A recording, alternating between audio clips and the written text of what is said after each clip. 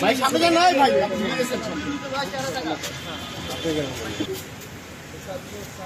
মুন্না এবং হামজার গত 2 মাস আগে পরিচয় হয় এবং মুন্না এবং হামজা হচ্ছে বেসিক্যালি একটু বখাটের ধরনের, তারা বেকার যুবক। তো তারা নিয়মিত শিশুলঞ্চে যেত এবং রাহাতকে তারা বড় ভাই বলে সম্বোধন করতো।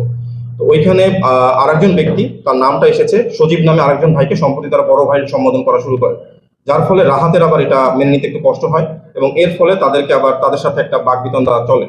তো ঘটনার দিন যেটা হয়েছে, তারা সবাই সীসা গ্রহণের জন্য গিয়েছিল, সীসা লাউঞ্জে সীসা গ্রহণের জন্য গিয়েছিল এবং মুন্না এবং হামজার বাসা হচ্ছে মোহাম্মদপুরে, তারা ওখান থেকে এখানে আসতো। তো এরই পরিপ্রেক্ষিতে যখন রাহাত মুন্না এবং হামজাকে দেখে, তখন সে রাত 1টার দিকে তাদেরকে বের হয়ে যেতে বলে। তো তারা বের হয়ে না গিয়ে অন্য কোথাও আত্মগোপন করেছিল ওই সীসা লাউঞ্জের ভিতরে। এরপরে যখন রাহাত 4টা বা তারও পরে যখন নেমে আসে সিঁড়ি দিয়ে, তখন তাদের তর্কাতর্কি এবং এই ঘটনাটা সংঘটিত হয়। আইন শৃঙ্খলা বাহিনী ডিটেকশন করে এবং প্রিভেনশনের জন্য কাজ করে। এখন কথা হচ্ছে যে প্রিভেনশন করার পরে সেটা আমাদের যে নিয়মিত যে কার্যক্রম, অভিযানিক কার্যক্রম থাকে, আমাদের মোবাইল কোর্ট চলমান থাকে, টহল কার্যক্রম থাকে, সবই থাকে।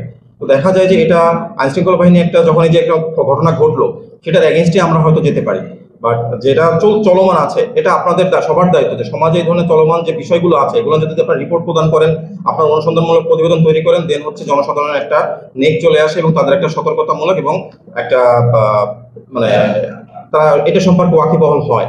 তো সেক্ষেত্রে আমাদের ক্ষেত্রে সবসময় সম্ভব হয় না যে একদম কোন বাসার ভিতরে কোন তালায় কি চলছে গোপনে সেটা জানা। তো এই ধরনের জন্যই এটা আসলে মিডিয়া ব্যক্তিত্ব আপনারা যদি এইগুলো বিষয়গুলো নিয়ে অনুসন্ধানমূলক প্রতিবেদন করেন, তার পরিপ্রেক্ষিতে আইন শৃঙ্খলা বাহিনীর সদস্য যারা আছেন অবশ্যই এটা আমলে নেওয়া হবে এবং সেই প্রেক্ষিতে তাদের বিরুদ্ধে অভিযান পরিচালনা করা হবে ইনশাআল্লাহ।